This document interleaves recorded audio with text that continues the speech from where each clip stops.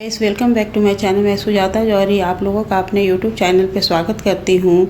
तो आप सभी को नवरात्रि की ढेर सारी शुभकामनाएं। तो आइए जानते हैं इस साल नवरात्रि शारदीय नवरात्रि 2024 में हमें अष्टमी का व्रत कब रखना है और फिर हमें कन्या पूजन कब करना है और माता की खोइछा कब भरना है। तो अष्टमी का व्रत हमें 11 अक्टूबर को रखना है, दिन शुक्रवार को।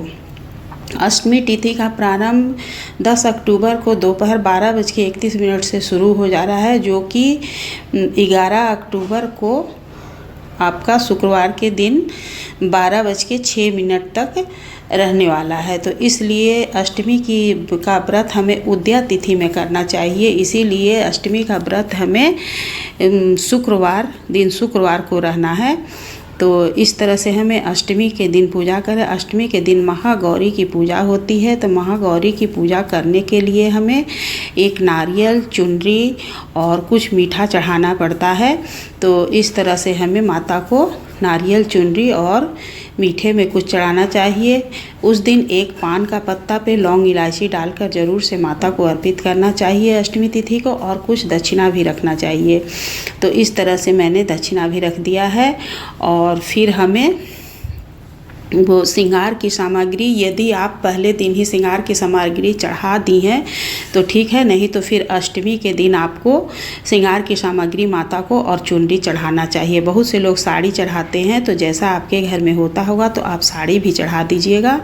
तो हमें अष्टमी का व्रत दिन शुक्रवार 11 अक्टूबर को रखना है।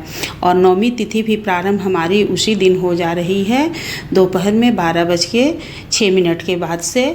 और अष्टमी और नौमी के मिलन को हम संधि पूजा कहते हैं। तो मैं संधि पूजा का वीडियो डाल चुकी हूँ, आप लोग देख लीजिएगा। तो बहुत से लोग संधि पूजा करते हैं, बहुत से लोग नहीं भी करते हैं। तो पहले से मंदिर में जाकर वहाँ पे बैठना होता है और फिर संधि पूजा के समय में 108 दीपक या तो आप लेकर बैठिए, या तो फिर आप 108 बाती बनाकर एक ही दीपक में डाल के रखिए।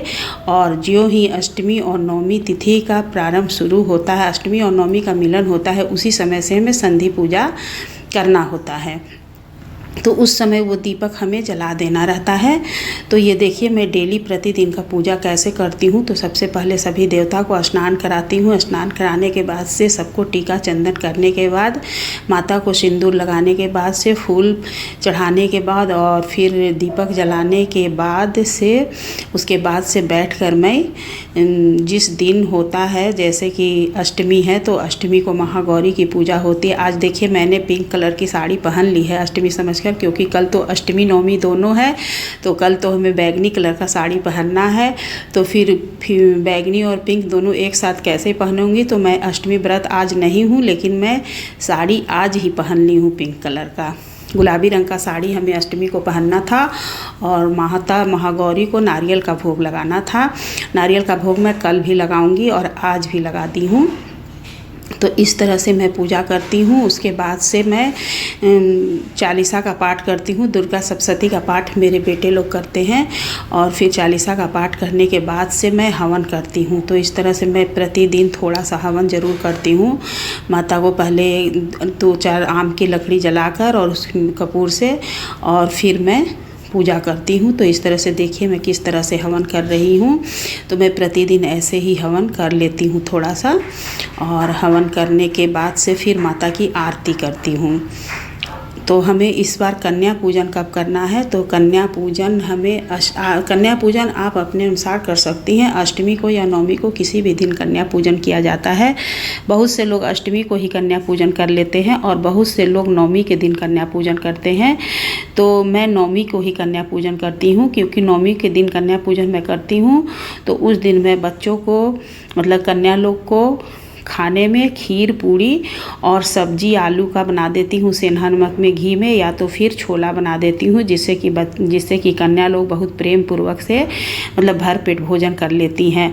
बच्चों को ये घुगनी, हलवा ये सब पसंद नहीं पड़ता है। तो इसीलिए मैं नौमी को ही हवन करने के बाद कन्या पूजन करती हूँ। आप लोग चाहे तो अष्टमी को भी कन्या पूजन कर सकते हैं और नौमी को भी कर सकते हैं, और जिनको जो खिलाना वो खिला सकते हैं। ऐसे बहुत से लोग चना, हलवा, पूड़ी खिलाते हैं, कुछ लोग खीर पूड़ी खिलाते हैं। मैं खीर पूड़ी और सब्जी सेंधा नमक का खिलाती हूँ, क्योंकि हवन होने के बाद से आप नमक खा सकते हैं और बच्चे हैं तो ऐसे प्रेम पूर्वक बच्चे खा लेते हैं। तो इसलिए यदि कन्या को हम अपने घर आमंत्रित कर रहे हैं तो वो भर पेट हमारा भोजन कर ले तो हमें बहुत ज़्यादा ही शांति मिलती है। इसलिए मैं नवमी के दिन कन्या पूजन करती हूँ और नवमी को ही कन्या खिलाती हूँ। कन्या खिलाने के बाद से सभी को सोफ़ा के ऊपर बैठाकर और उसके बाद उन्हें गिफ्ट में एक प्लेट, फिर उसके साथ कपड़ा और हमें एक फल ज़रूर से देना चाहिए। केला और नारियल तो हमें ज़रूर ही देना चाहिए कन्या लोग को। और आप लाल वस्त्र में लाल चुनरी दे सकती हैं या फिर अपने सामर्थ्य अनुसार जिनको जो देना है। बहुत से लोग बहुत सी सामान देते हैं और मैं इस तरह से करती हूँ। और माता की खोइछा भी भरती हूँ नवमी के दिन। कन्या पूजन के बाद माता की खोइछा भरती हूँ। जब माँ की विदाई होती है तब खोइछा भरा जाए। ये देखिए कन्या लोग का पूजन इस साल का नहीं है, पिछले साल का वीडियो है। तो ये कन्या पूजन मैं अभी कल कन्या पूजन करूँगी और ये पिछले साल की वीडियो है जो कि आपको इस पर दिख रही है। तो खोइछा हमें माता को दसवीं के दिन भरना है। तो इस तरह से हमें खोइछा भरना होता है। 9 जगह आप इस तरह से चावल और चावल में हल्दी, फिर दूब हल्दी, यदि गांठ है तो आप गांठ का हल्दी डाल दीजिए और नहीं तो है तो आप हल्दी पाउडर भी थोड़ा सा उसमें डाल सकती हैं। तो इस तरह से मैं हल्दी, दूब, फिर मीठे में मैं गुड़ डाल दी हूँ, आप बतासा भी डाल सकती हैं।